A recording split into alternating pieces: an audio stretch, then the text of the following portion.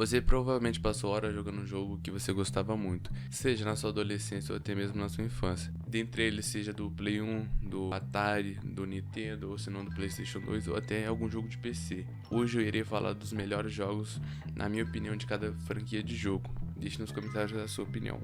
Um jogo que revolucionou sua franquia foi Resident Evil 4, trazendo mais ação em um jogo de câmera diferente dos seus antecessores. O Resident Evil 4 foi lançado pela Capcom no ano de 2005. Originalmente era focado no GameCube, mas logo foi lançado para PlayStation 2. Claro que temos outros Resident Evil muito bons, tipo Resident Evil 7, Resident Evil Village e também o 3 também é muito bom, entre outros. Sabemos que Leon está em uma missão na Espanha para descobrir o que aconteceu com a filha do presidente, a Ashley. Ao passar do tempo com o jogo, sabemos que ela foi raptada pelo culto dos Los Iluminados. Iniciamos a missão em uma vilazinha. E assim que enfrentamos vários ganados e passamos por vários desafios, acabamos sendo pego pelo Pitoris Mendes. E logo em seguida somos infectados pelo parasita Las Plagas, nome do parasita que tem nos ganados. A partir desse ponto do jogo, Leon começa a ter duas missões. Aqui era de resgatar a Ashley e a outra que vai ser como tirar os parasitas, tanto do Leon quanto da Ashley. E assim o jogo vai se desenrolando num enredo muito legal e muito bacana, principalmente até que o jogo ele é focado em ação. É um jogo muito especial e que marcou muita gente. Resident Evil 4 tem mais de 2,3 milhões de cópias vendidas. Sem sombra de dúvidas, você já jogou Mortal Kombat. E um dos que mais me marcaram pra mim foi Mortal Kombat Unleashed Monks. Claro que tem outros que são muito bons, tipo Trilogy, o Mortal Kombat 9, entre outros. Mas o Mortal Kombat Unleashed Monks é muito bom, principalmente pelo seu modo cooperativo. Ele foi postado e desenvolvido pela Midway e foi lançado no ano de 2005. Um jogo muito bom. Esse jogo ele tá dando uma continuidade à história do Mortal Kombat 2, sendo o Liu Kang e o Kung Lao os lutadores principais do jogo, membros da Ordem do Shaolin. Em Outworld eles estão lutando contra os planos do vilão do game, que no caso é o Shang Tsung junto a Shao Kahn. Claro que tu vai enfrentar vários personagens aqui nesse jogo, e vai dar fatalities, que é a parada mais incrível que tem. Um deles tu vai lembrar que talvez é o Reptile, tem o Baraka, tem a Milena, tem a Jade, tem o Shao Kahn, o Shang Tsung e aquela que tem um Baraka, que pra mim é a luta melhor que tem desse jogo, é a do Baraka, mais completa e mais difícil na minha opinião, que eu mais gosto, entre outras. Uma coisa que marcou muito nesse jogo foi, sem sombra de dúvidas, foi o Fatality. O Fatality tá incluso aqui nesse jogo, é uma coisa maravilhosa e também tem como você ao longo do tempo ir pegando sangue e desbloqueando novas habilidades.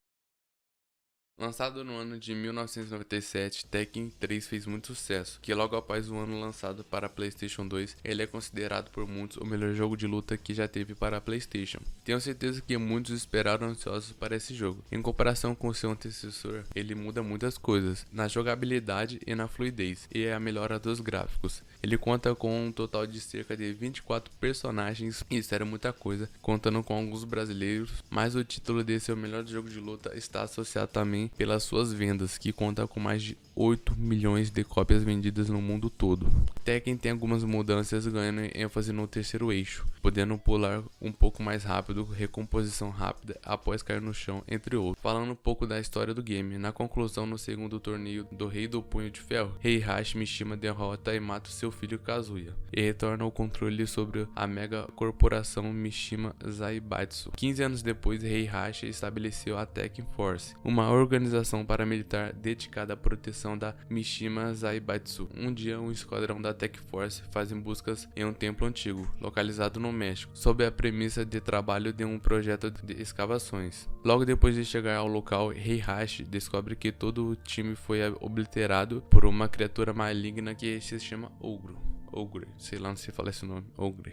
O ogro mata a mãe de Jin Kazama. Jin acaba recebendo uma marca no seu braço esquerdo por ter confrontado o ogro. Assim vai continuar a história e vai se começar o terceiro torneio do Punho de Ferro. Heihachi tinha o objetivo de achar esse monstro através do terceiro torneio do Punho de Ferro. O lutador Paul consegue atrair e enfrentar o ogro e acaba ganhando dele, mas o ogro se transforma em um True Ogre.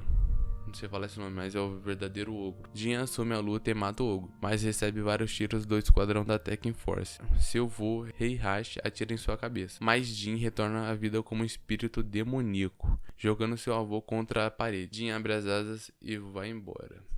como não falar dele? Jogo de ação e aventura em hack slash desenvolvido pela Santa Monica Studios, publicado pela Sony, vagamente baseado na história da Grécia Antiga e que tem um tema principal sobre vingança. Estamos falando de quem? Do Cleitão, o bom de guerra. God of War, o espartano Kratos tinha como seu mentor Ares. No meio da batalha que Kratos estava prestes a morrer, Kratos implora por sua vida pedindo ajuda a Ares. Se eu vou falar Ares, a Ares. Ares então lhe concede a lâmina do caos. Kratos consegue matar o seu inimigo, assim fica mais devoto a Ares. Mas Kratos tinha sua família. Ares, percebendo que o espartano tinha uma fragilidade, faz uma emboscada para Kratos, destruiu uma vila que cultuava a Atenas, porque Ares acreditava que Kratos poderia se tornar um ser imbatível se não tivesse com a sua família. Mas Kratos, com lentes de devoção a Ares e cego para ver o que estava fazendo, ele destrói tudo que vê pela frente, até mesmo a sua própria esposa e filha. Quando percebe o seu estado em que estava fazendo, já era tarde. Em sua frente estava sua esposa e filha mortas. Ainda por cima, a orácula da vila joga uma maldição para Kratos, que as cinzas de sua família ficariam em seu corpo até a sua morte. A partir daí começa sua vingança contra Ares, e o jogo vai ser baseado em sua vingança contra Ares e os deuses.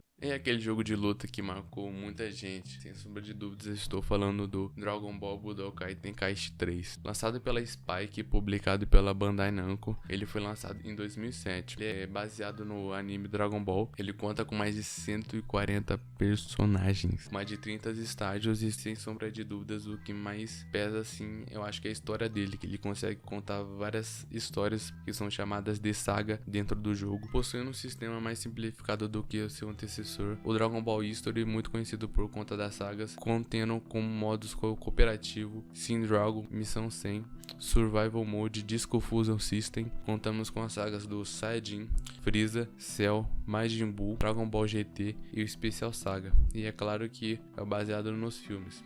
Devil May Cry 5. De uns tempos para cá tem sido debatido qual é o melhor DMC. Muitos acham que é o 3, outros acham que é o 5, mas só que na minha opinião, o de 2019, que no caso é o Devil May Cry 5, na minha opinião, é o melhor jogo que tem da série DMC. O 3 é muito maravilhoso, o 2, o 4 é maneirinho, mas só que o 5 é surreal, cara. Eles fizeram uma história e um detalhamento muito bom. Um jogo muito incrível, não é à toa que ganhou o melhor jogo do ano de 2019. Acontece 4 anos após o seu antecessor. Estamos com o trio da capa do jogo: Dante, Nero e o novo personagem, que eu chamo ele de V.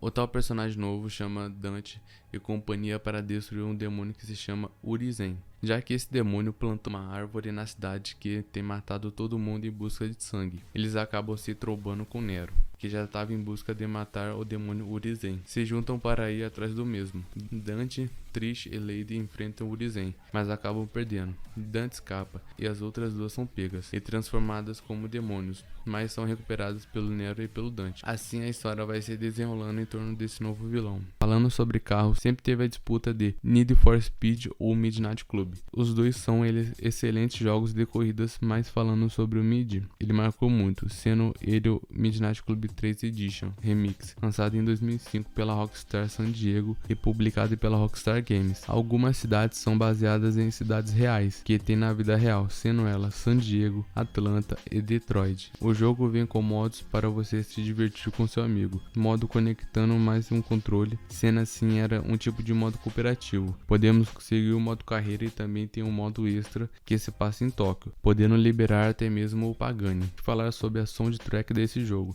Olha só essas músicas.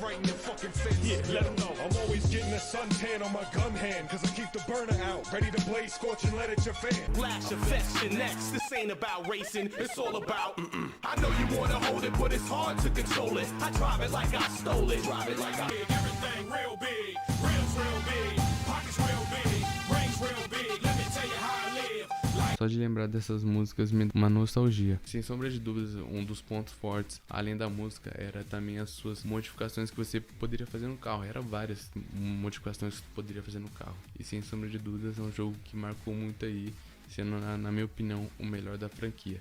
E você, qual que você prefere? Need for Speed ou Midnight Club?